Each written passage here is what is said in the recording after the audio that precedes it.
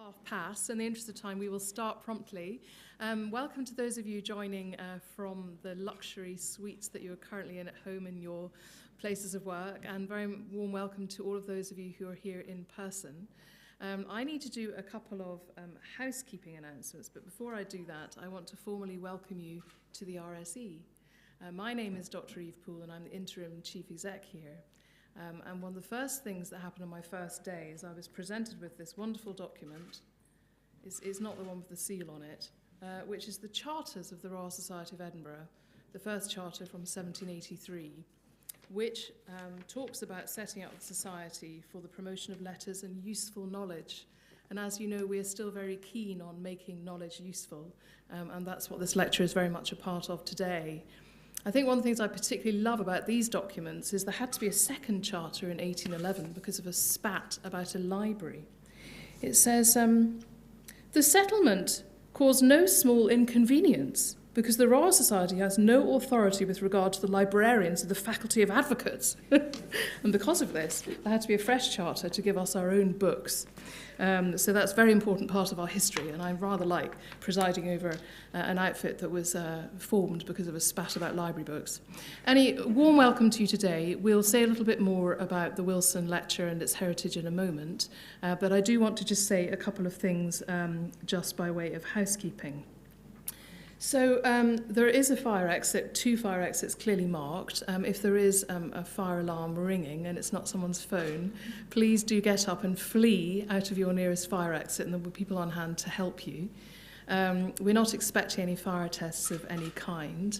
I hope you found the tea and coffee on the way in. If you do need refreshments, please do grab. There's some water here if anyone gets a tickle, or if you do need to rush out and get tea and coffee. And you pass the loos on the way in if any of you need to avail yourself of those. We do intend to finish promptly at I was going to say 10, that would be, we'd be here all night, I mean 5. And we are hoping that those of you joining online, if you have any questions, we'll put those in the chat boxes so that we can ask those when we get to that point. We do have quite a rich programme for you, so I will be being very bossy about time. So do excuse us if we do a bit of that up here, but there is a clock at the back for our lovely speakers, so they'll be able to keep an eye on that for you.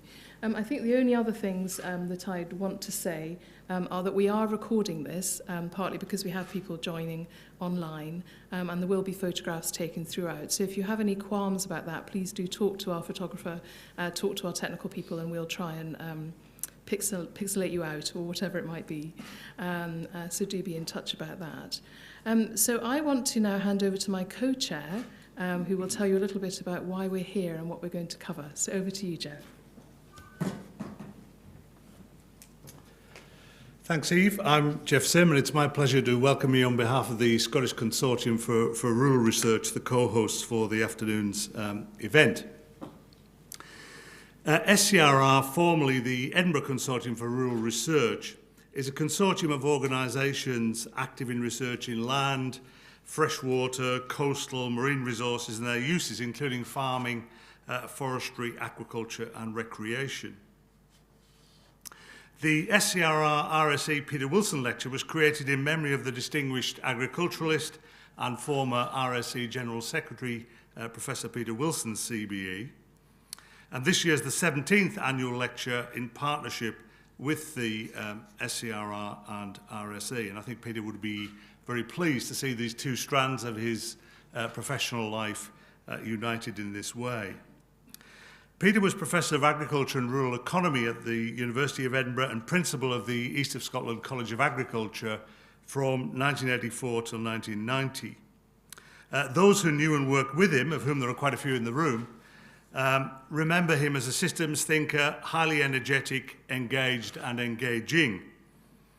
I had recently joined ESCA when he was appointed. He was my boss's boss, or maybe it was my boss's boss's boss, or there may even be another boss missing in that layer. I don't want to overstate my level in the family tree at that time. And I remember well his very keen interest and investment in what was going on in the field, the lab, or the classroom. Peter was instrumental in the evolution of what we know today as SCRR. He was elected a Fellow of the Royal Society of Edinburgh in 1987 and by 1992 he was serving on council as secretary to meetings. He served as RSE General Secretary from 1996 until 2001 under two presidents, Professor Malcolm Jeeves and Sir William Stewart. After about a decade of unstinting service and a particularly challenging time in the Society's development, Peter was awarded the Society's Bicentenary Medal in 2002, an award reserved only for those who have given outstanding service to the Society. Peter died on the 29th of January in 2004. And so to today's event. The theme for this year's event is "The time for rural is now." Rural activities and rural research are absolutely central to many of the most pressing challenges of our time. The climate, biodiversity and nature crises, the crises around malnutrition, livelihoods and inequity, amplified by conflict and spiralling input costs in recent weeks. There's a long and proud history of rural research in Scotland, and it's never been more important than it is today in addressing these complex, interconnected challenges, both as they apply here in Scotland, the UK and globally. And we're delighted to have three distinguished speakers join us this afternoon, Professor Julie Fitzpatrick, Claire Taylor and Dr. Leslie Mabon, to help us explore the different facets of these challenges. And even I will introduce them individually, and it's my pleasure to introduce Julie first. So Professor Julie Fitzpatrick, OBE, FRSE, is Scientific Director of the Morden Research Institute, Chair in Food Security at the University of Glasgow, and has been Chief Scientific Advisor to the Scottish Government since June 2021. And Julie has deep connections with both host organisations. Julie, we're delighted you could join us today, and thank you for the diary contortions I know you've been going through to be here, and the floor is yours. We look forward to your talk. Thank you.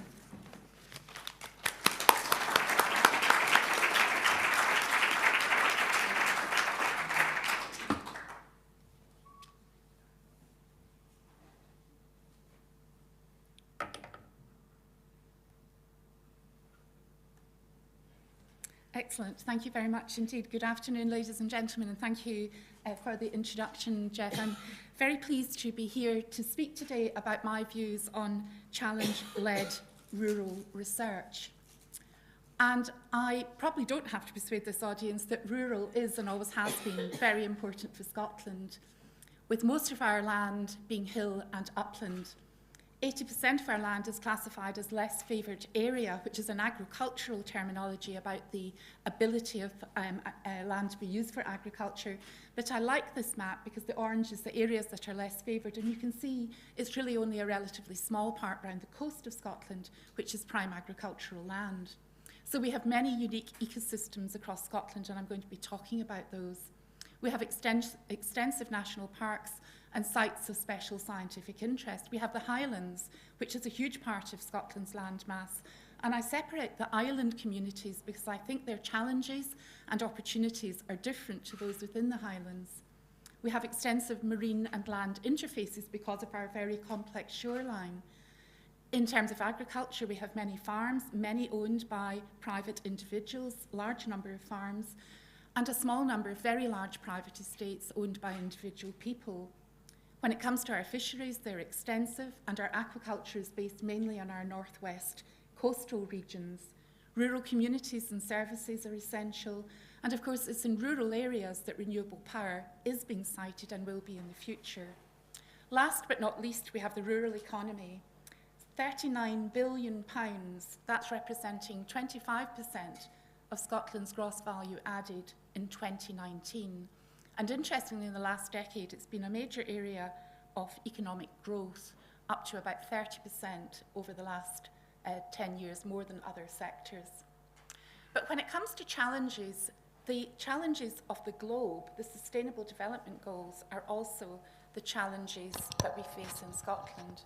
Sorry, you're getting feedback? Is that okay? And I've circled in white the sustainable goals that I'm most interested in, which is zero hunger, responsible consumption and production, life below the water and life on land. But actually, when you look at rural, all the development goals, I think, are relevant to that. And interestingly, a recent report from the Scottish Funding Council showed Scotland's research strengths are relevant in supporting these goals, and many of them are linked to rural research. And if I just pull out a few, we've got water quality, we've got social exclusion, and we've got fisheries land use change. So this is a very recent report outlining research excellence. But Scottish Government accepts the challenges that we have, and they define them being in the area of climate change and achieving net zero, biodiversity, child poverty, one of the major inequalities that Jeff has just mentioned, a huge issue in Scotland, and I've added myself, cost of living crisis just over the last few weeks. The responses of the government is to look at sustainable economic growth, developing a national strategy for economic transformation over the next decade, looking at biodiversity planning and the climate change plan, which has been refreshed up to 2032, and a new innovation strategy about to be published.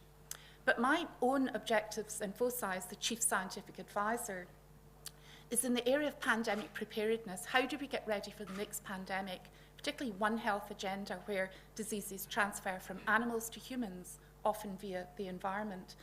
I'm interested in skills, capacity and expertise, particularly relating to STEM, the science, technology, engineering and maths area, and I think that's important for delivering the climate change plan. We've got food security and insecurity, exacerbated by pandemics, disease, war and migration, such as we're seeing in Ukraine. And I've always been passionate about innovation into science. I think it is, or science into innovation, it's important that we involve businesses in our science delivery plans. So when it comes to rural research providers, Scotland does incredibly well, and I make no apology at starting with the institutes because I'm head of one of those institutes, which is collectively called SCRR. The names are down at the bottom here. But Scotland and the Scottish Government has a history of sustained support, financial supports of institutes which focus on rural issues. They provide funding support for mid to long-term strategic research rather than basic research, which is sometimes more aligned with the universities, or applied near-market research. And that's allowed us to do targeted research for priorities within Scotland. We've been able to produce impactful outputs, and that's before the word impact became trendy. We've always done impact, and we have done innovation through creating mature spin-out companies. And I want to compare that with England, where in the last couple of decades, England reduced funding for its institutes focused on agri-food. Australia significantly reduced its funding for its rural research. And in contrast, the Netherlands made a big investment into Wageningen universities and institutes at that particular place. One of our major providers for rural research is, of course, the university and college sector. 18 universities, 26 colleges, across Scotland employing more than 60,000 people directly, double that in other support jobs. And you can see the maps here. Yes, there are some universities at the top, colleges below. There is a cluster in the central belt, but good dispersion of these organisations around the country. The Scottish Government in the 2022-23 budget plans to spend £1.9 billion on this sector. And that, of course, in turn then is rewarded by inward investment. So 10% of UK's researchers and 12% of research outputs are based from Scotland. And the return of investment to the government spend is round about £6.50 to £11 for every £1 spent, which is a great achievement. There's been a recent research excellence framework looking at research excellence. Agriculture, food and veterinary sciences, which directly impact on rural, did very well. Glasgow, Edinburgh and Stirling, excellent results on outputs, impacts and environment. But I also want to make particular mention of other rural research providers, the University of Highlands and Islands and SRUC, and I mention them because they're geographically dispersed around Scotland, and I think that's an excellent thing. Not many other countries do that, but we've really got that encompassed within these two organisations. UHI, which specialises in marine and environmental science and languages, altering its courses to make sure it's relevant to the local communities, courses in teacher education, nursing and midwifery, delivering what the local economies and businesses need. There's also been the research power acknowledged by the Agricultural, Food and Sciences at SRUC and the University of Edinburgh, based on the high ranking within REF 2021, highlighting SRUC's unique position in delivering that unique rural research both within Scotland and worldwide. Other research providers that we have are the innovation centres. We have 8 in Scotland, all impact on rural.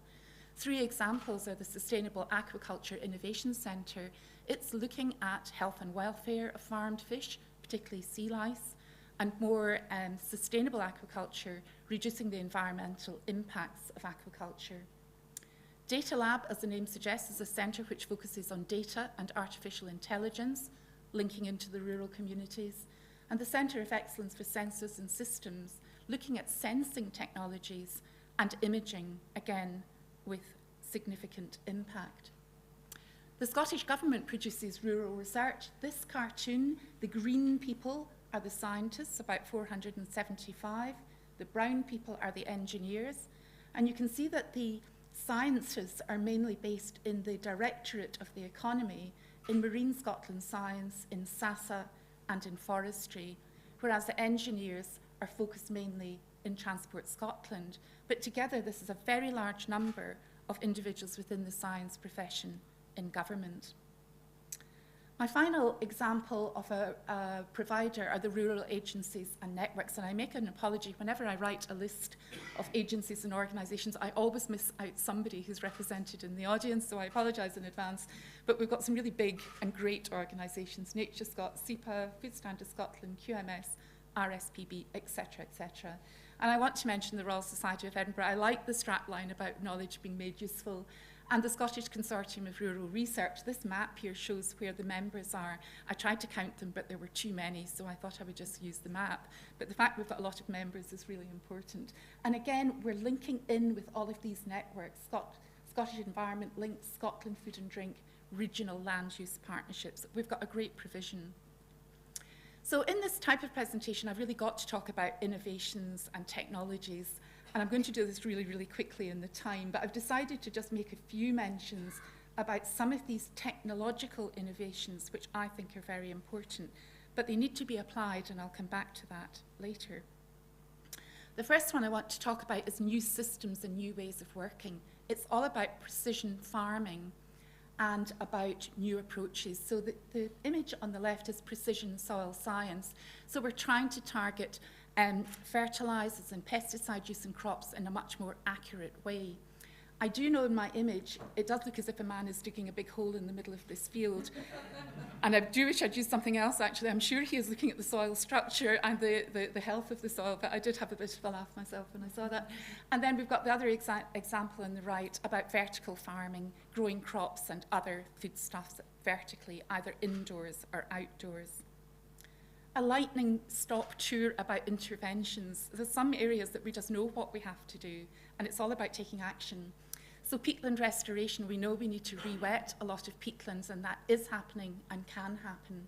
We need to reduce and reverse the decline in biodiverse species, whether it's plants, flora or fauna. This is an example from the Royal Botanic Gardens. But biodiversity is very important in all of our systems, both managed and, of course, in the wild systems. One of my favourite topics is biosecurity, diagnosing and preventing disease. This is an example of sheep scab, which is a horrid infection of sheep. And the technologies to address some of these hotspots in England, which are circled here, hotspot up at Lewis and Harris, comes from rural research, which comes from the Morden Research Institute. So again, technologies and diagnostics and vaccines are being rolled out across the country, coming from our rural research centres. We've all heard about sequencing, virus sequencing with SARS coronavirus and COVID-19, but that can now be expanded hugely in our genomic technology, which allows us to apply this in lots of areas, such as animal health and environmental science. This is called a MinION sequencing, and I wish I'd put somebody's hand here because it is actually handheld. It fits in your hand, reads out on the small computer beside it. But this is able to sequence the DNA or the RNA, the nucleic acid, of microorganisms or pathogens in the field. So it's an increasingly available technology, and it has fantastic applications. But I particularly like this one about what's in my pot. So you can have a pot of something and you can sequence what's in your pot. It can be water, it could be something nastier than water, but you can actually start to explore some of these areas. And then the last thing is big data. You don't get anything much bigger than Earth satellite systems, but data is the way forward. We can use this looking at environmental impacts, looking at adverse weather conditions and conservation targets. So a whistle-stop tour. But I wanted to say that technologies and approaches often leave us with conundrums and consequences. What do we do about differing opinions and different approaches? Because these have big consequences. With land use, are we focusing on forestry and what happens to mixed livestock farming? When it comes to species, should we focus on rewilding beavers, which are doing extremely well in Scotland, versus repeopling rural communities? Should we be focusing on housing and activities that bring more people into communities? With aquaculture, we have the major challenges between farmed fish and wild fish, particularly with our salmon. And then more globally is food security. You know, should we be sourcing locally where we have lots of water? This example is Glencoe. Well, we wouldn't be producing much food in Glencoe, but you know, there's water in Scotland. Or should we continue to source our food globally, where water scarcity is possibly the biggest challenge that we face? So technologies are fine, but they're never going to work unless we combine that with rural knowledge exchange, because that's essential for impact. We've now got the new communications technologies, which we've been using a lot to speak to our farming community at Moordun. And it's also important to reach the hard-to-reach communities. They're not always geographical, but we've been working with estate managers and gamekeepers recently because they're hard to reach and they feel excluded from science. And we've had very big successes working with these people, so much so that we've developed a new diagnostic bus which travels around Scotland, meeting and greeting and using diagnostics in the field. So knowledge exchange needs to have system approaches. The way forward is about data gathering, analysis and sharing, benchmarking for performance across the rural sector using rural scientific methods. And I strongly believe that the future farm support under Scotland's transition to the new agricultural policy should be based on some of these findings. We have a lot of the science already ready to be used. It's how we implement it and how we roll it out. But that, of course, is all about collaboration and communication, working with industries of all sizes, SMEs through to companies of scale. So it's about rural and urban, because rural research obviously has an urban impact. And the main beneficiaries are likely to be the people who live in cities, because that's where most of the population lives. And there's urban drift globally. My image down on the left is Glasgow. My image on the right is Cairo, 25 million people in Cairo. I was there in February 2020, just before lockdown, and I stood, this isn't my picture, I wish I had taken it, I might have made quite a lot of money, but I stood down in amongst these buildings and looked up, and you could hardly see the sky. It was just a sort of terrifying concept. And to me, with the subject today, that means there's a long distances between city dwellers and people who produce commodities, food and other things in rural areas, and that's set to continue, particularly in developing countries. So I think rural research isn't just about Scotland, it's about local, regional, national and international impact. And I believe that a lot of our rural research technologies are exportable through knowledge exchange to many countries across the world, including developing countries, and that happens at the moment. I do think we can provide existing research outputs and evidence into Scottish policies now. So I ask the question, why are we not doing that? Why are we not implementing it? I do believe that we need improved conduits for science and innovation into policy and practice. So when it comes to practice, I think that involves the networks who are represented here today. All of us need to be active in that area. When it comes to policy, though, I do believe that rural science, rural research needs a better pathway to policy. And in my role as Chief Scientific Advisor, in some small way, I hope to try to do that. Because my job is about bringing science, evidence and advice to the Scottish Government. I'm also interested in policy for scientists within government, the scientific profession. and I have a role for science in society. But of course, it's not just rural that I cover, lots of different areas in the particular role. And I also very much accept that policymakers making policy decisions don't just use scientific evidence. They take many factors into account, but it is up to us to get the science evidence in front of them.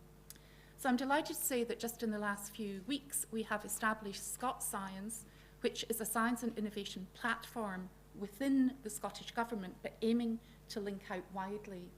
That's going to be about scientific evidence and advice, underpinning innovation and networking nationally and internationally from within government to make sure that we're part of that greater network of activity. And so my final statement today, and I hope I'm okay on time, is that I do truly believe that now is the time to be a player in Scotland's exciting and impactful rural research for both local and global impact. Thank you.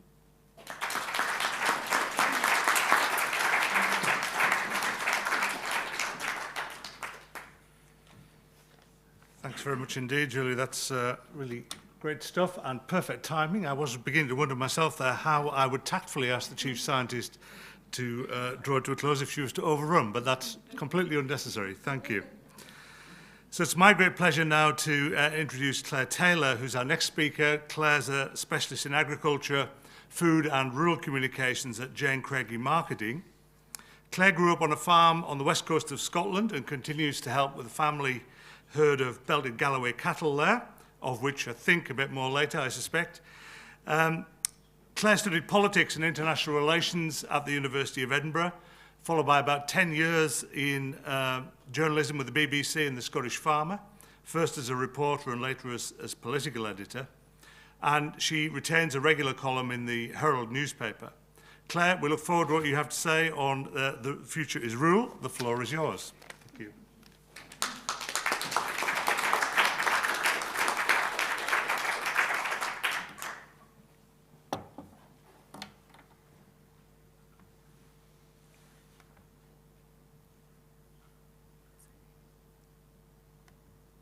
There we go. Thank you so much for your introduction, Jeff, and it's lovely to be here today. I can see some familiar faces in the audience, which is lovely too. But what a wonderful talk, Julie, and following that is quite an effort, so I hope I can do it some justice. I thought I'd give a little bit of my background, because a lot of you won't know much about myself. Jeff has done quite a whistle-stop tour of my life, so I won't dwell on this for very long. But as he said, I grew up on the west coast of Scotland, just outside Ayr, and my family, we breed belted Galloway cattle. My mum and my granny were both vets, and my grandfather was a grassland scientist at what was the Hannah in Auchincruive. But science wasn't for me, and I ended up moving to the University of Edinburgh to pursue politics and international relations. And after which I, through various internships, ended up starting my career at BBC Scotland. 2014, during the referendum, which was obviously quite an interesting time to start a career within media. And from there was multiple elections over the next 4 years that I was involved in as a producer on election debates. But in 2017, there came a point where I was being sort of pushed more into general reporting. And I didn't want to do that. I wanted to specialise more in rural. We'd had a Brexit vote the year before, and it was going to have a real impact on the future of rural and our farming communities. And a post came up at the Scottish Farmer, and I joined, and that was actually my first real toe dipping into journalism. And I joined them as a reporter and went on to sort of move up the ranks as political editor. And I've been sort of following the journey of Brexit within farming, and it's been a really interesting journey. And off the back of that, about a year and a bit ago, I was approached by the Herald to do a more regular column on a rural column, which is something they'd identified wasn't being talked about as much in the Herald. They'd asked their readers what they wanted to hear more about, so that was a really exciting opportunity to discuss rural issues. And I did find working 7 days a week was a bit much, so I recently moved that to more of a monthly column, and I actually started a new job only 3 months ago with the wonderful Jane Craigie marketing team who are just here on the right. I'm not in there because I'm so new, but I'm surrounded by a team of just inspiring women who are all helping so many of the fantastic businesses in rural Scotland to share their strategy and to develop. So it's been wonderful joining them, and I've still got absolutely lots to learn. But really, what I'm sort of stressing here is rural really matters to me. I'm really passionate about the future. Oops. There we go. Not done a live lecture for quite a long time, so bear with me. But so here today we're talking about why the time for rural is now. So if you ask me that question, the time for rural was yesterday, it's today, it's tomorrow. Our rural areas are crucial to our national prosperity, but for such a long time, our rural areas have often played second fiddle to our urban areas. And why is that? Because, of course, although 98% of our land mass is rural, it's only home to 17% of our population. So the economic hub of activity is in our urban areas, and thus our policies focus on urban development. And over time, there's been greater challenges facing rural areas in terms of access to transport, connectivity, social services, and really developing careers and education in rural areas. And there has been a real dearth of young people from rural areas, and that's something today I'm going to be really focusing on is the importance of people in these areas. And why are we having this discussion now? Because like Julie's talked about, like I'm talking about, we've known about some of these issues for a long time. But why we're having this discussion now is because the government has really identified rural as a real solution to some of the major crises that we're facing in biodiversity and climate. So that's why it's a really exciting time to speak up the real promise that our rural areas have for some of these challenges. And this is a slide that I inserted at 7 a.m. this morning because I just returned at midnight last night from a conference I was facilitating in Kent all weekend with the Rural Youth Project. So this is a grassroots movement that I volunteer with that really looks to empower young people in rural communities to help them to stay. And we were asked by Kent County Council to put on a conference, an ideas hack, where we'd bring together 30 young people, all with a vested interest in horticulture and fresh food, to talk about what are the barriers to pursue a career and a future in rural areas and to hack some of the solutions to encourage them to stay.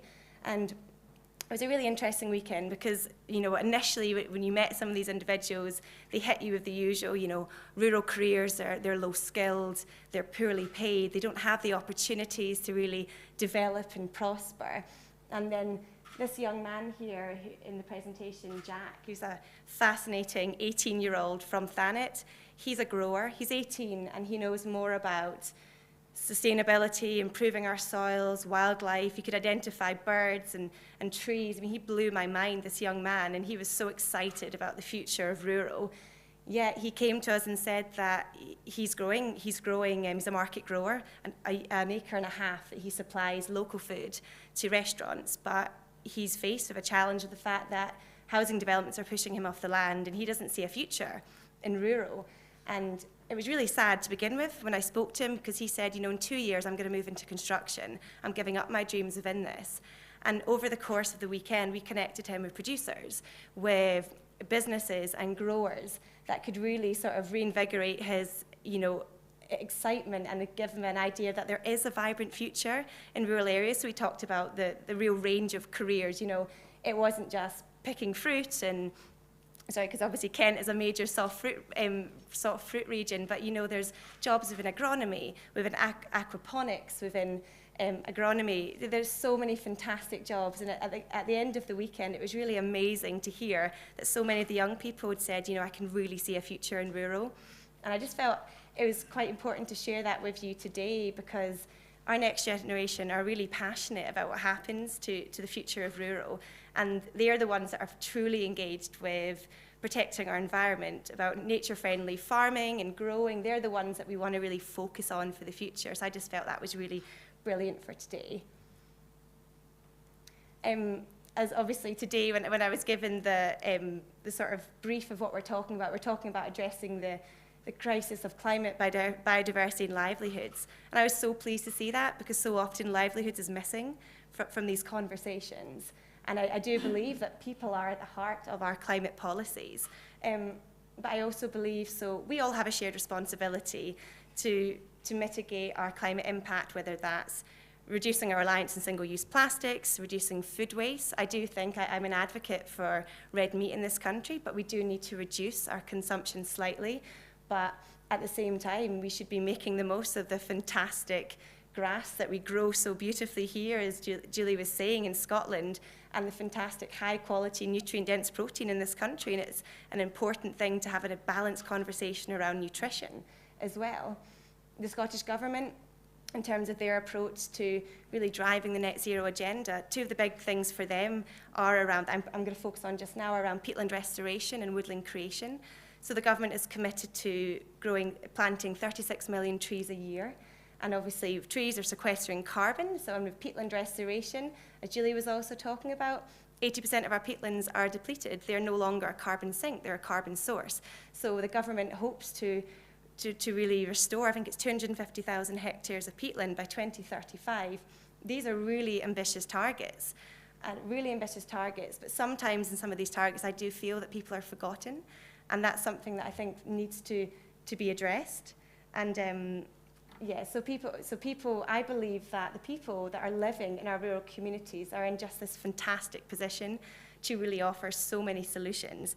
And of course, coming from farming and reporting on farming for many years, I'm going to have to bring up farming today. And of course, farming, it's crucial to today's discussion. 80% of our land profile in here in Scotland is agricultural. Now, the majority of that is for grazing livestock. And our farmers, they want to pass on their land to the next generation in better fit than it was to those before them. But they want to farm better with the climate. They want to be more nature friendly. But of course, I'm not going to deny the fact farming has, a huge part to play in contributing to greenhouse gas emissions. Our over-cultivation of the land for food production.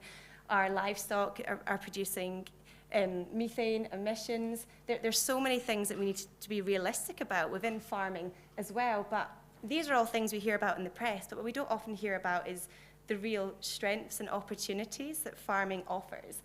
And I think it's really important to remember that our farmers are on the front line. I mean, that's my title of the slide here. They're there on, at the initial stages.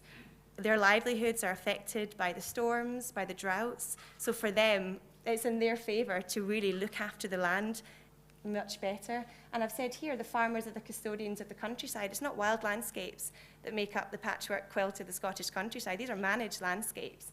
And farmers have an opportunity to invest in soil health, peatland restoration, woodland and hedgerows to boost biodiversity and to protect our watercourses and avoid flood mitigation. I just wanted to share some of the stories, some people I work with, both through my work now, Jane Craigie Marketing, but the Scottish Farmer, because I really do think there are fantastic things that farming is doing. So here on the right, this is actually a trial that's ongoing with Scottish Agronomy, and this is a potato farmer who's currently been putting wheat straws and mulch on his potatoes, so that's to reduce his reliance on pesticides. It's more of a natural form of defence. The same farmer, he's been planting wildflower meadows to attract aphids away from his crops, again, to reduce that reliance. And this is not unique to this trial. This is happening already, has been happening for a long time.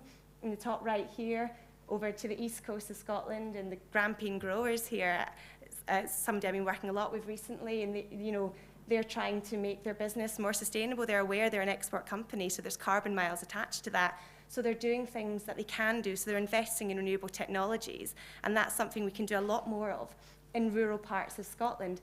There is fantastic new technologies and innovations that are coming. I put seaweed up there because people always like to hear about that. There's research going on just now into how seaweed can reduce, if it's incorporated into animal feed, how it can reduce methane from cattle. And on the top left there, it's actually a trial that's ongoing right now, which is looking at, it's a harness that neutralizes methane from cattle. It's not rolled out, but this is the sort of research that's happening to mitigate climate impacts. And then even, I've not put the picture up here, but arable farmers, they're reintroducing livestock into their rotations because they want to build organic matter into their soils. They're putting cover crops, nitrogen fixing cover crops as well, again, because they're constantly trying to think, how can we reduce our reliance on chemicals? But it isn't just solutions to climate and to biodiversity that farmers are doing. We've got to remember they're the linchpin of our rural communities. They keep the flow of money in these areas, they provide jobs. I think it's incredibly important that as we move forward, Julie mentioned the fact we've got a transition in policy. I think they've got to be enabled and supported to be doing more of this because we're not doing enough. And this is something I'm going to now talk about a little bit about policy here. But so last week I attended NFU Scotland. They have a roadshow right now, which is going around the country discussing with farmers about where we're at with current policy. And of course, we've left the EU, so we've left the Common Agricultural Policy. And this was a very much an outdated policy. It incentivized inertia, stifled innovation within the industry. They rewarded landowners for how much land they owned as opposed to how productive they were. There was absolutely no obligation to work hand in glove with nature to reduce emissions, to even produce food. It was purely based on that. They delivered, you know, it was a system that didn't deliver any value to the public whatsoever. But now we do have this really exciting opportunity the Scottish Government has to create a bespoke system where we can really get to the heart of some of these issues and make sure that we're providing bang for their buck to the British public, to the Scottish public. So recently, the Scottish Government have announced the start of this process, and they are really exploring the importance of baselining. So they've given grants to farmers and to growers to look at where are they at right now, how are their soils, what are their carbon stores. So there's carbon audits, there's soil testing, and this is just the beginning, because for the next couple of years, farming, it's going to be pretty much business as usual. It's a sort of period of stability. There's 637 million, which is locked into agriculture until the end lifetime of this Parliament. The UK Parliament, which could be tenuous, but at the moment, 637 billion. But but moving forward, so 2025, that support is going to dwindle by 50%. So the rest of that, so 50% will be a safety net. Farming will continue to receive that, but 50% is going to be linked to what they can deliver. And that's some of the things I talked about in the last page. What can they do to really earn that and deliver for public goods? And that is going to be really, really important.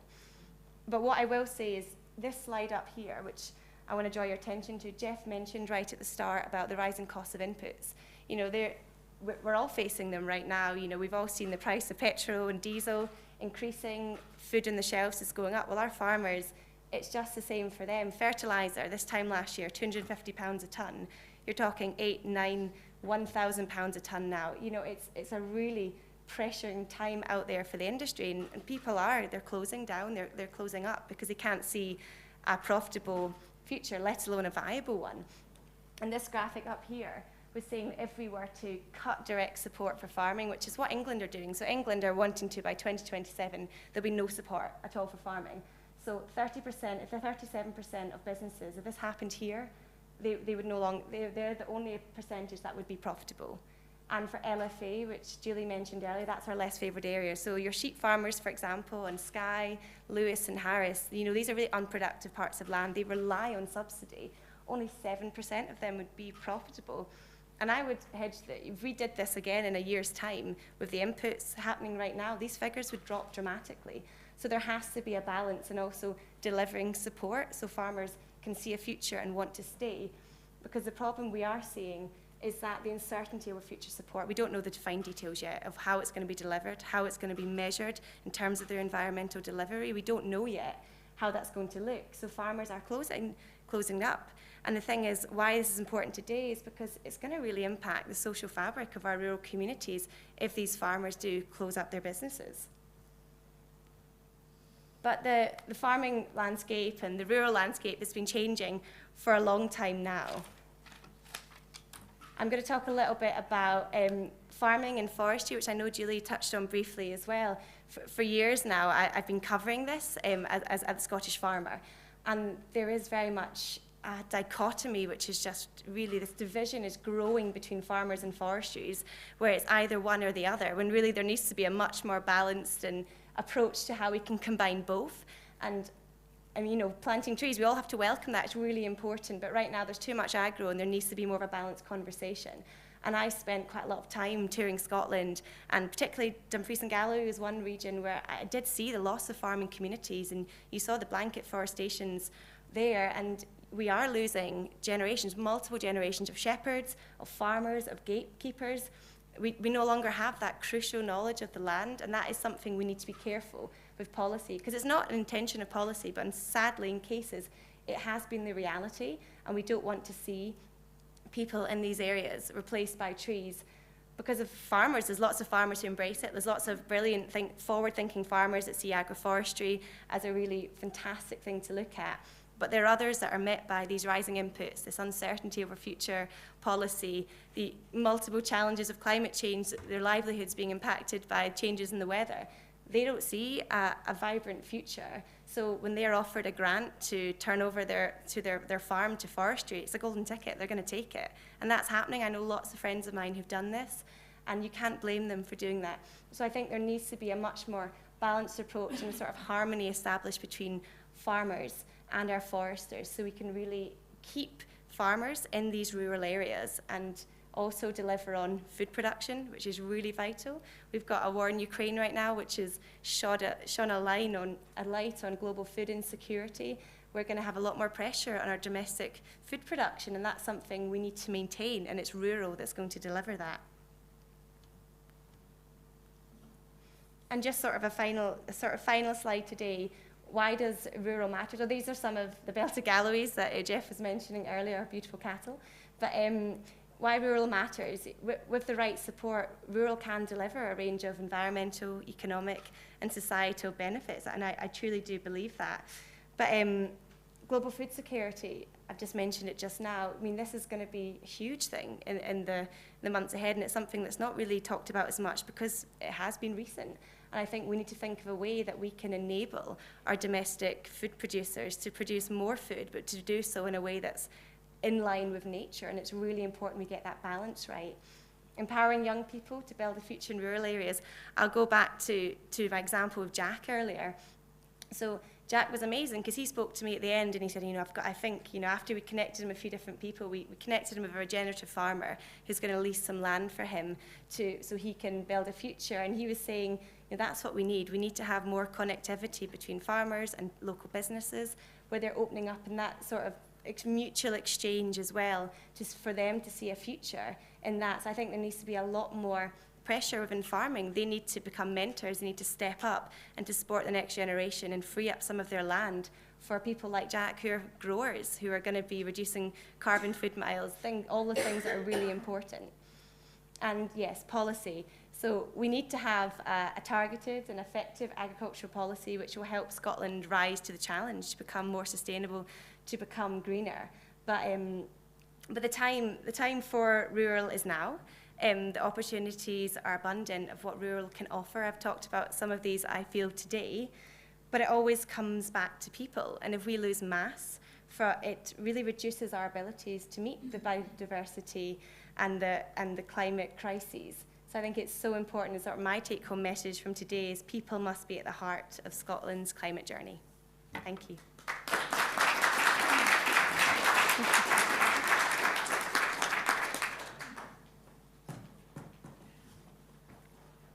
Thank you, Claire, all this very useful knowledge. It's my great pleasure to introduce our third speaker, Dr. Leslie Mabon, from the Open University, who's also one of our Young Academy Fellows. So welcome to you. And he's going to come and talk to us, particularly with reference to how early career research will help us in this area. So over to you, Leslie.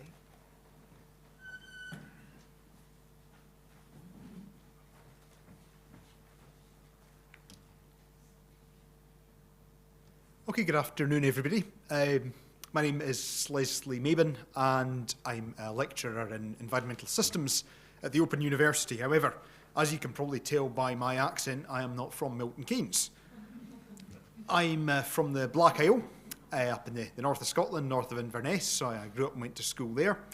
And now I live in Oban, so I studied and worked in Edinburgh for a few years, and then in Aberdeen.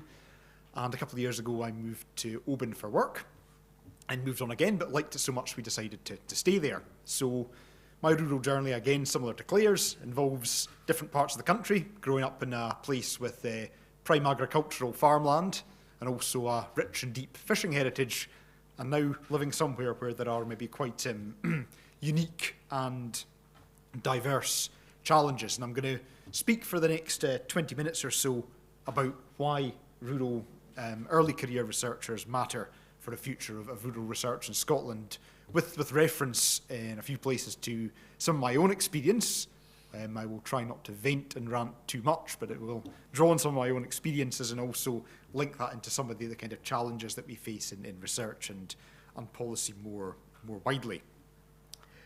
So I'm going to start probably in a similar kind of way to both of the contributions we've had so far, by saying a little bit about some of the ways in which rural areas in Scotland can contribute to responding to the challenges that we face. And I set a bit of a challenge for myself when I was making my slides, and I set myself a no sheep rule.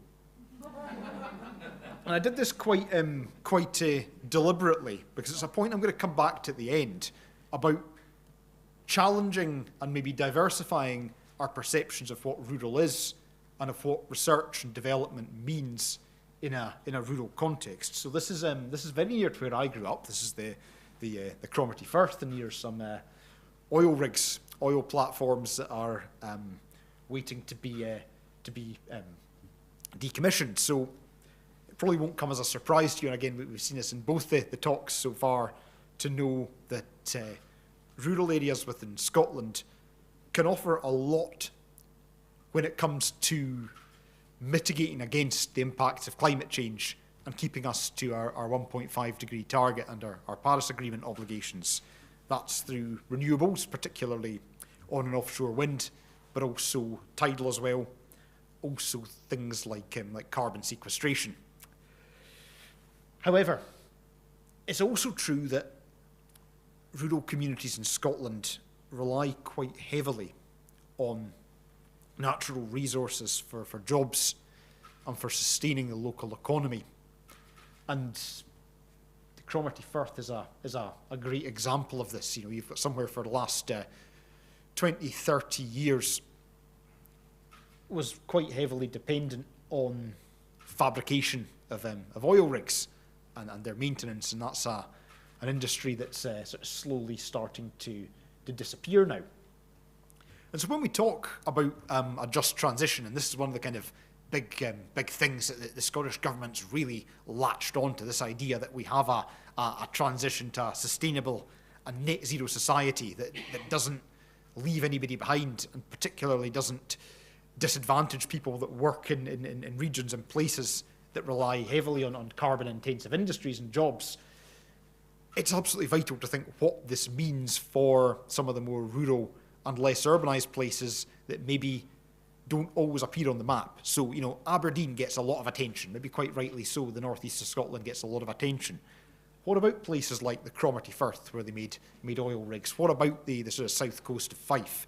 These other parts of Scotland that have relied in different ways on a lot of these carbon-intensive activities. And I think the other thing to say as well is it's not just about jobs and economy.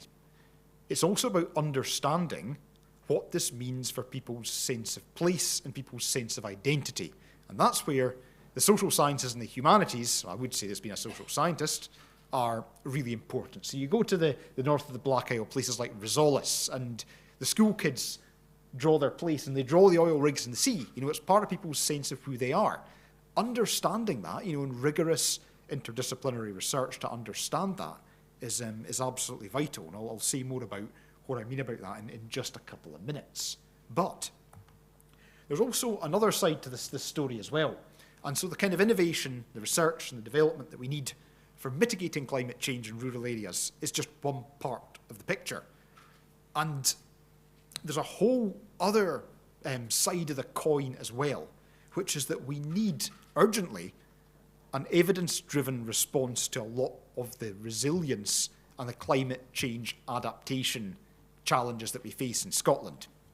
So, I think as a country we tend to be quite flippant about extreme weather. We tend to think, it's really good. We know how to deal with rain. We know how to deal with wind. We're used to this kind of stuff. We had the extreme weather in 2011, the big storms, and people were out filming trampolines coming down the street. We tend to think of this as being quite amusing and something that we're used to that.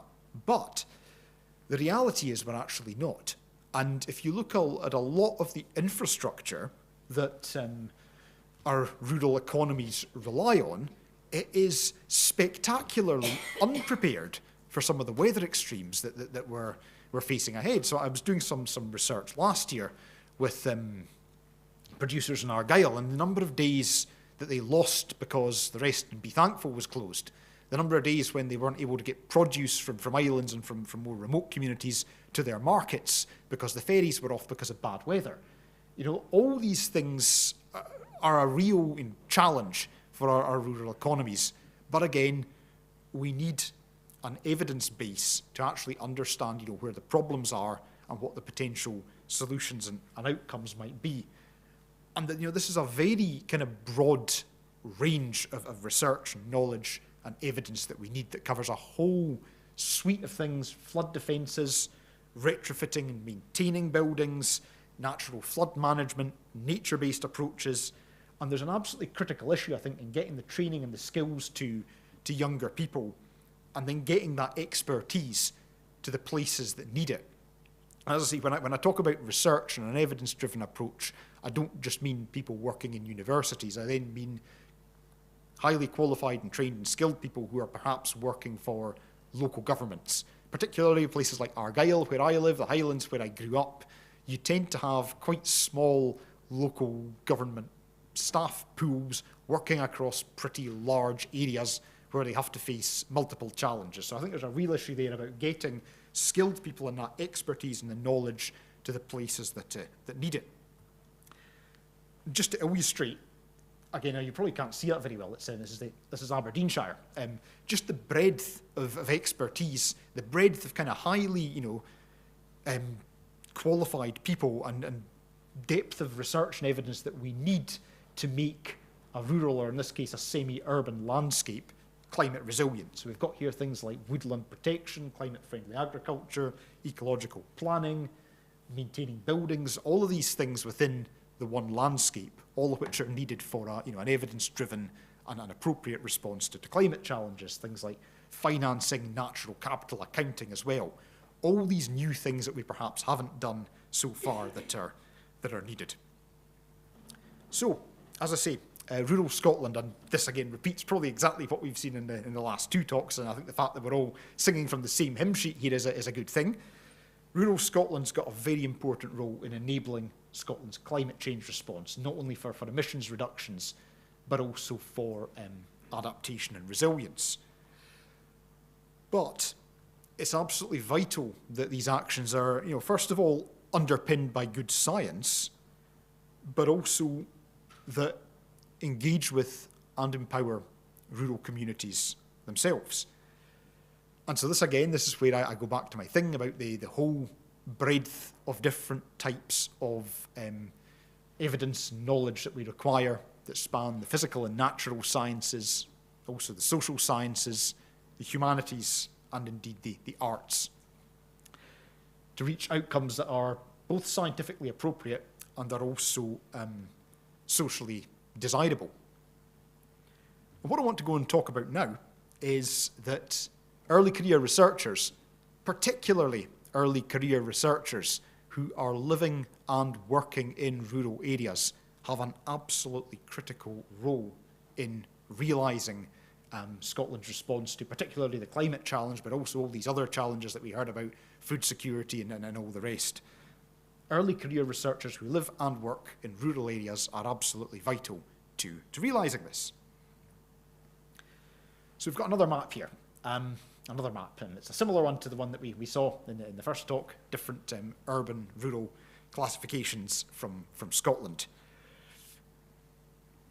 And something I was thinking about when I was putting my slides together, and I looked at this map, and when we think about rural research, we maybe tend to think about a few institutes, but as we saw in the map and in the first contribution, most of Scotland's universities and research institutions actually have campuses that are in what might be classed as rural areas under the Scottish Government definition, or if not in rural areas, then at least in small towns as well as island or rural in inverted commas communities. So we've got a real heterogeneity of locations across Scotland within which we have people doing research, and who actually are often embedded within the communities that they work in.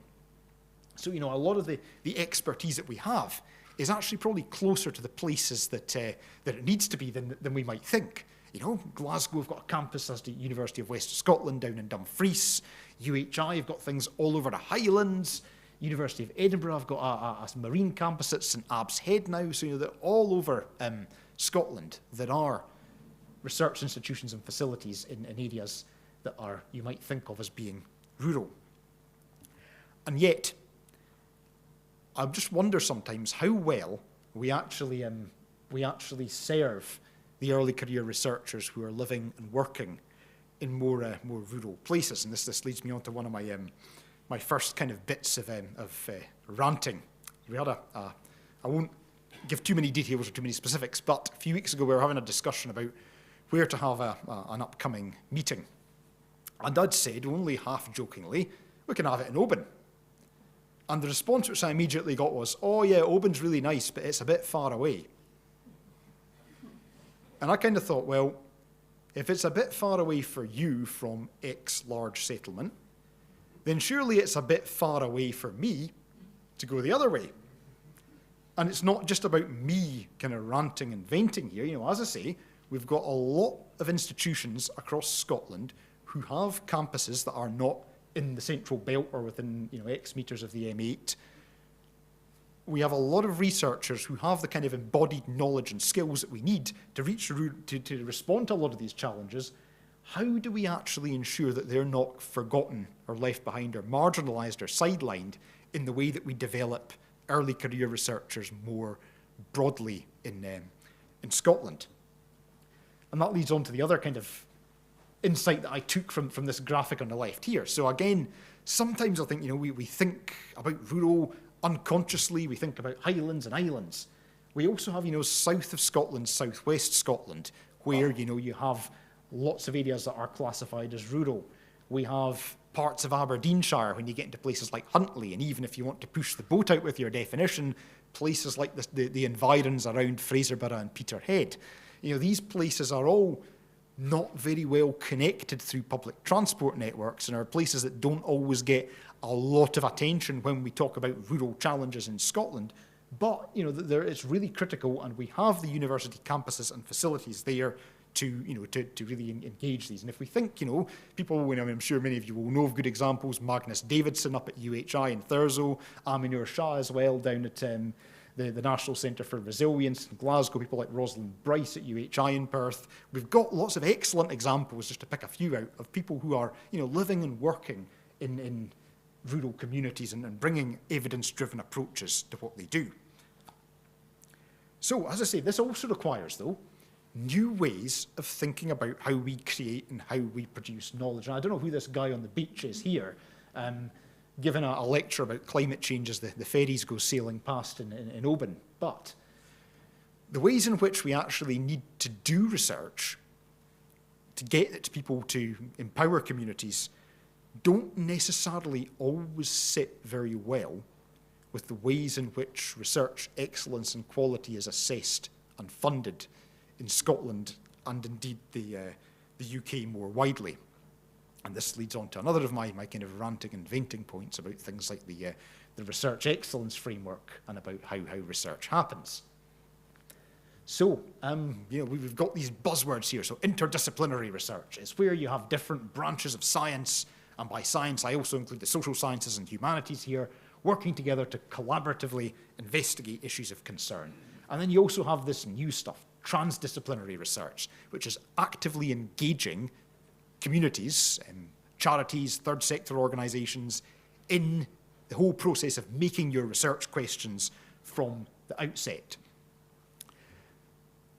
Training up our early career researchers is absolutely vital for making these things happen. It's the next generation of kind of early career researchers who are going to be able to be trained up and have these ways of working embedded in their heads. But, as I say, the recruitment and the career structures that we have, and indeed the ways in which institutions tend to be funded, don't always make it as easy as it should be for people to do things that actually engage with and empower communities. We tend to, certainly in universities, we still tend to assess research on fit to traditional academic disciplines, which does make it hard for people that work across disciplines. We tend to often assess research excellence in terms of, your high-quality, peer-reviewed scientific publications, which are great, but perhaps aren't always the most useful or relevant things to people on the ground. Also, as well, various institutions have all kinds of problems with funding. It's really hard to do long-term, meaningful research and to retain excellent young researchers if you're constantly scrabbling around for cash to keep your institution going. So there's issues there around long-term funding, and recruitment and career structures need to recognise that better. So this just leads to my kind of 3 sort of takeaway messages that I want to take away. And this goes back to my no sheep rule. We've got a rocket here from the Sutherland spaceport with a Boris levelling up Union Jack on it. So the first thing that I want to talk about is this heterogeneity of rural Scotland. More acknowledgement of the heterogeneity of what we mean when we say rural Scotland. We've got small towns. My mum's from Nairn. So my dad's from Kirkcaldy, which is a big place. My mum was from Nairn, which is a smaller place. It's not just big cities and barren wilderness. There's all these things in between, and you acknowledging and recognising that is I think quite important, and especially the research institutions that are living there.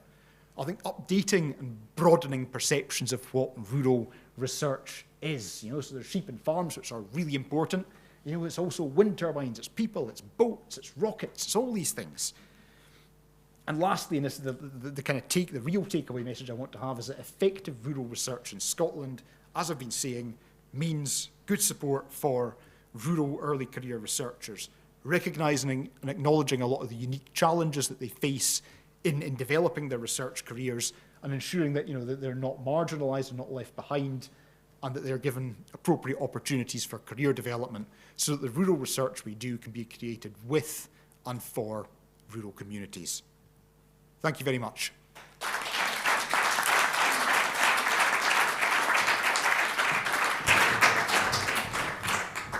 Thank you, Leslie. So if I could invite our lovely speakers to come and take a pew up here, Julie, Claire and Leslie, thank you. And we now have some time for questions. When you're asking your question, it would be helpful to know who you are and where you're from.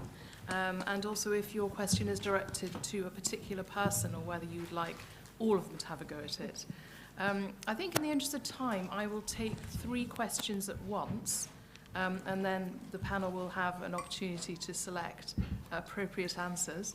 And we will also come to those of you who joined us virtually to see if you have any questions too. And I know Karen is here with a roving mic for the first question, please. At the back there.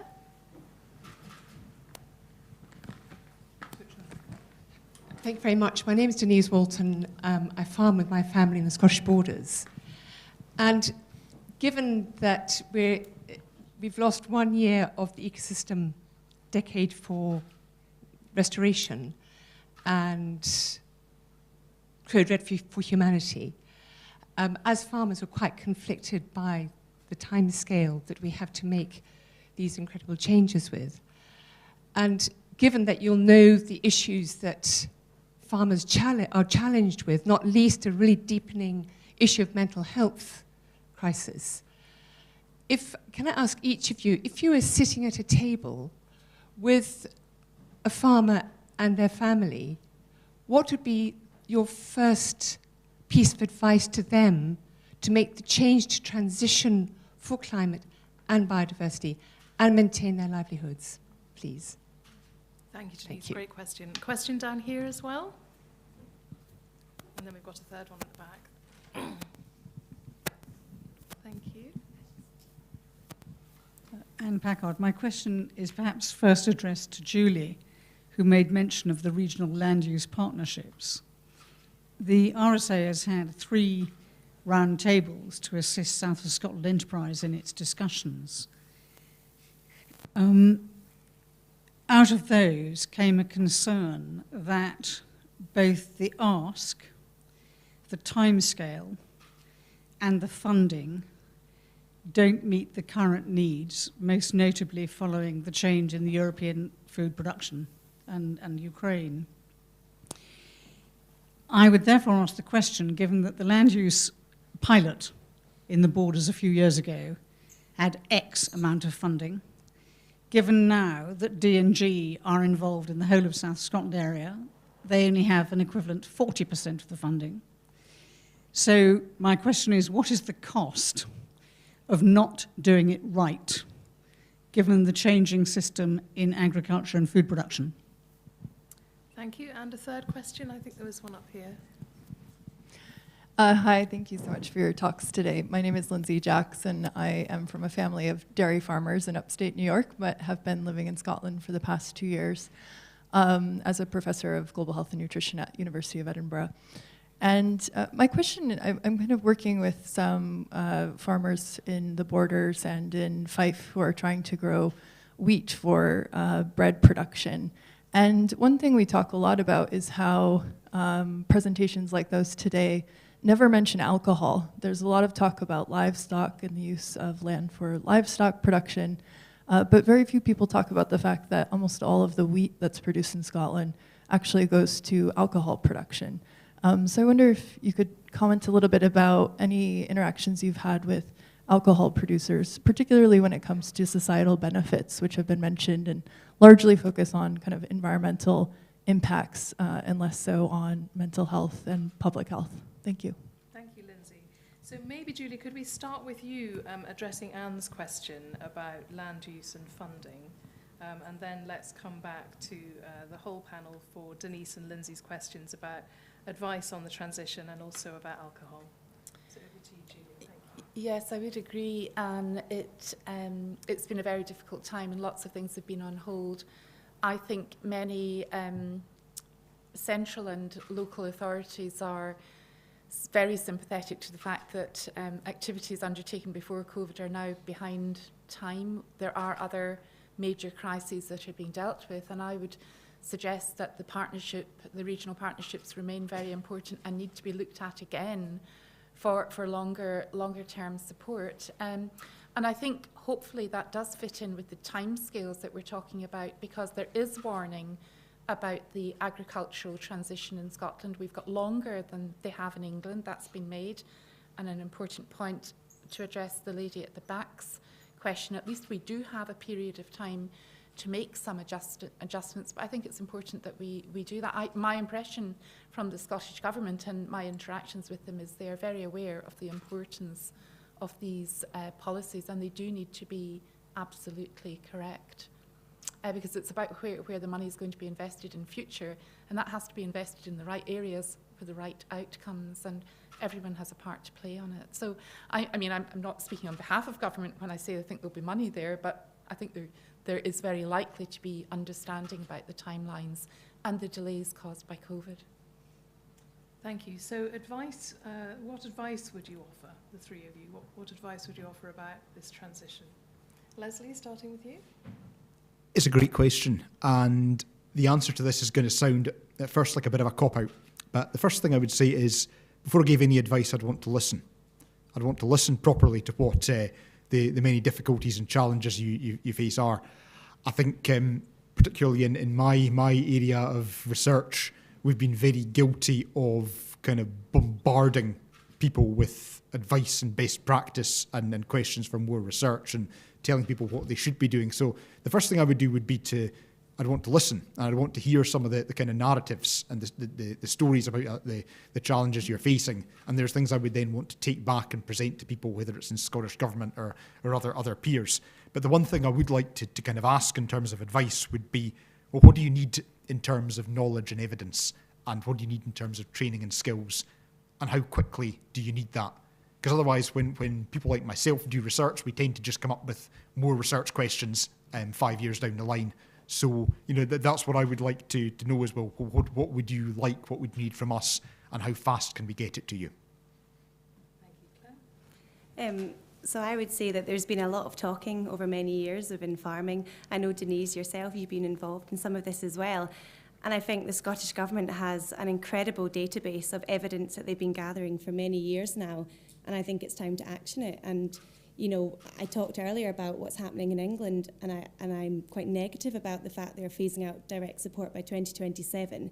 But at least some of the farmers there that I speak to feel there's a certainty that they can invest and make decisions, but there needs to be more guarantees. I talked earlier that farmers are faced with climate change and changes to their livelihoods by storms and droughts. They're also affected by the inputs.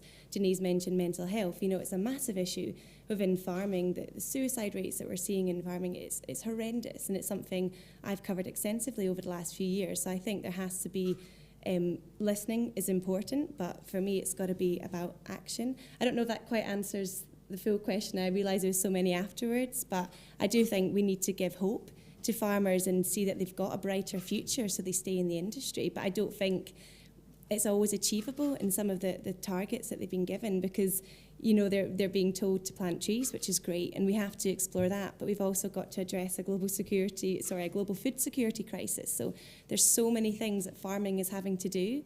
So I think it will take time, but as long as they know that they've got a future where society supports them, where government supports them, and that's important when there's so many pressures in the public purse, in education and in healthcare. But I think people are realising food security is going to be crucial to that.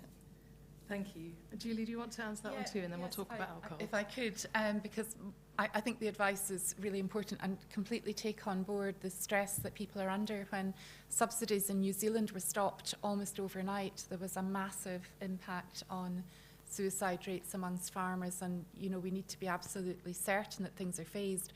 But what I would hope is, and speaking as a vet because I'm interested in animal health, I would go for quick wins.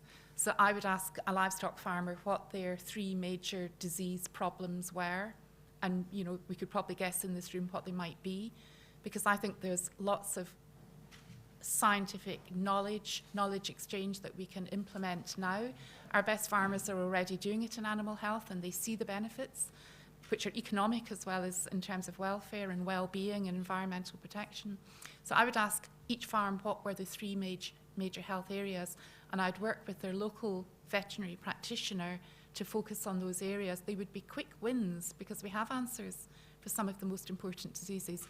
Clearly, we don't have answers for all of them, but if we could get some quick wins and get people's confidence that actually there is a return on investment, particularly if you use your agricultural support monies to implement those changes.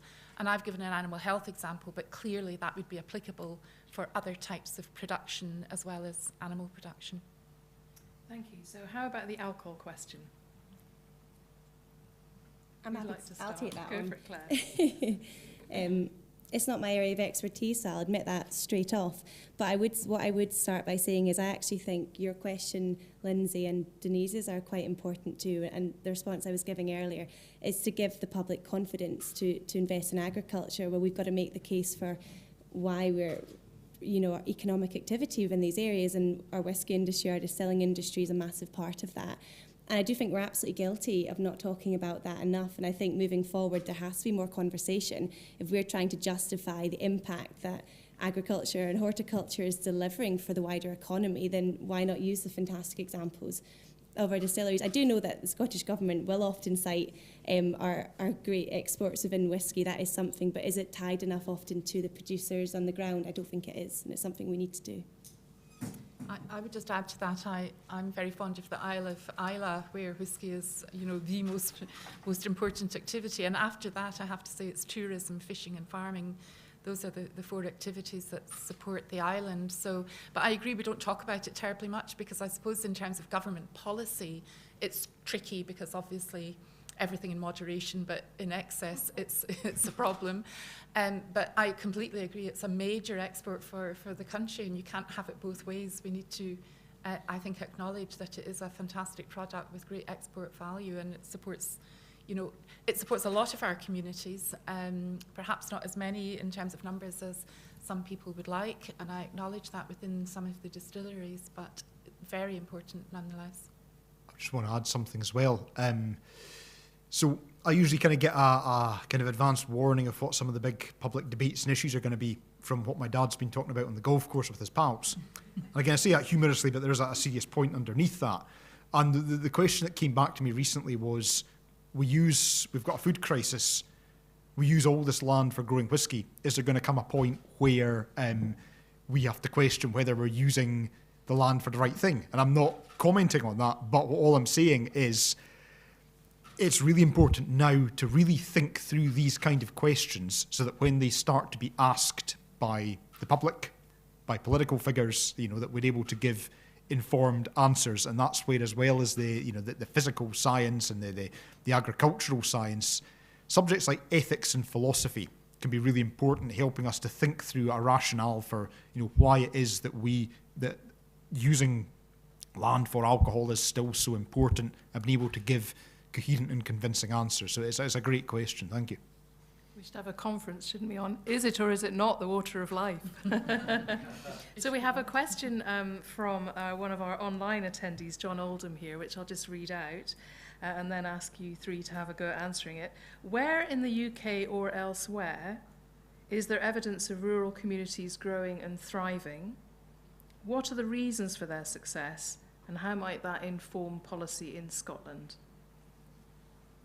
So searching around elsewhere in the UK and abroad, where are there some good examples of rural communities thriving? Leslie, do you want to start? Yeah, absolutely. So a few that spring to mind for me. Again, as I say, I used to live in Aberdeen. Huntly, and the development trust they have there, has done some fantastic work with renewables. Udney as well.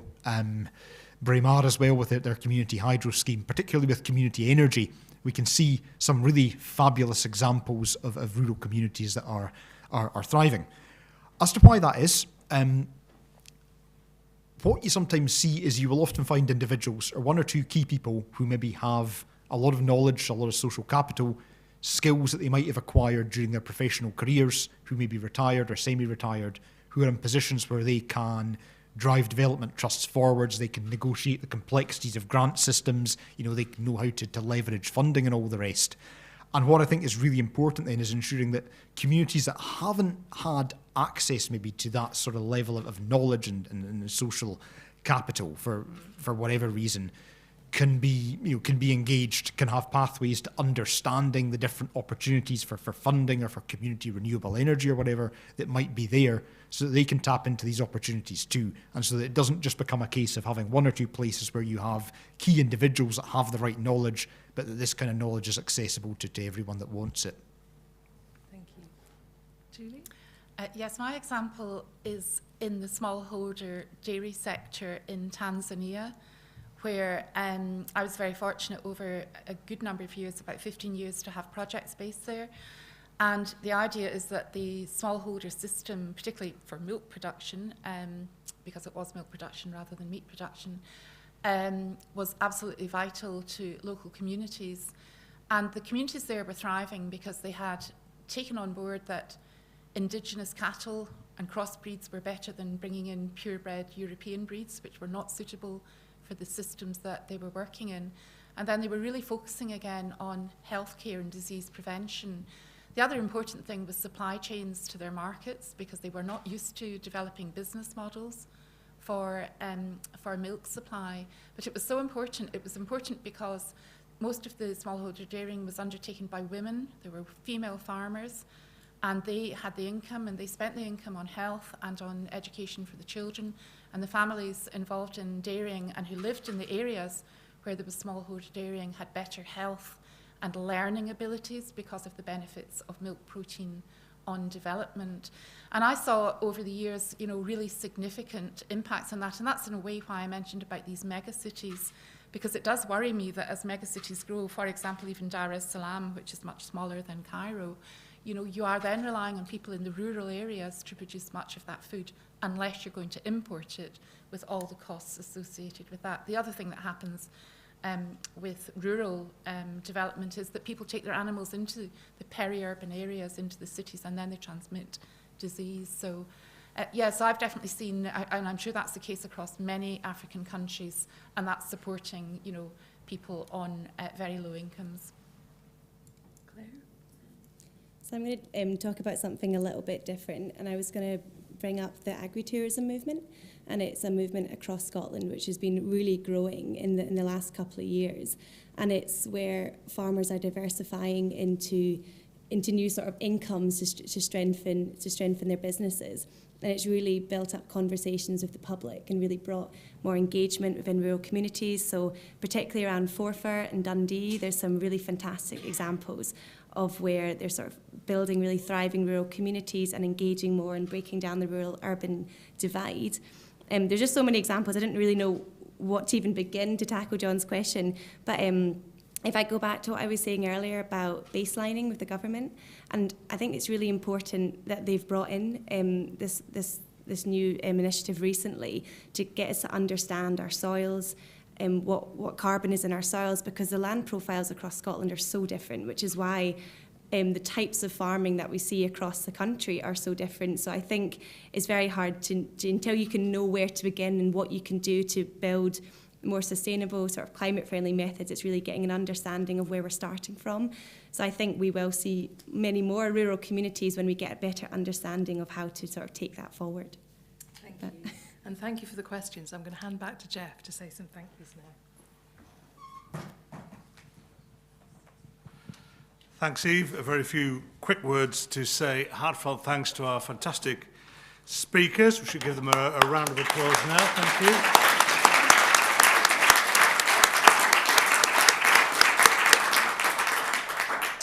For any sheep fans like me who are disappointed not to have more sheep, we'll try and do something about that next time.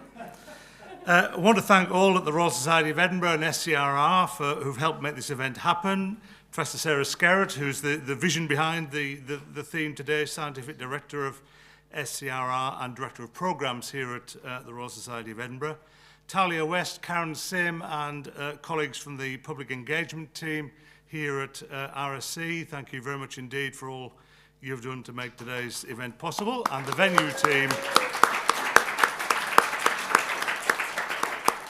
team here at RSE as well. And to Lindsay Hayes, Secretary and Treasurer of the Scottish Centre for Rural, Scottish Consortium for Rural Research.